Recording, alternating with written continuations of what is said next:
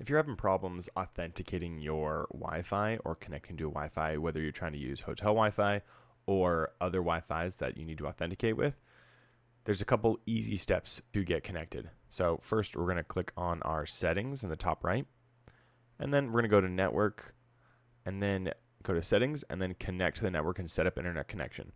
And then once you've set up or at least tried to connect to the internet, and if it has not worked, there's usually a verification page or a pop-up page that will require you to log in and input information. So if you tried to connect and it failed, then to authenticate it, we're going to go to connection status, and we're going to go and click on view PlayStation Network status.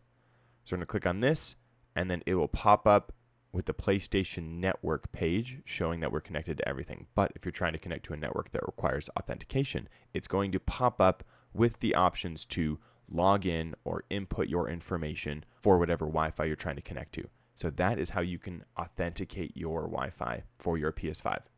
Hopefully that was helpful. Thanks for tuning in.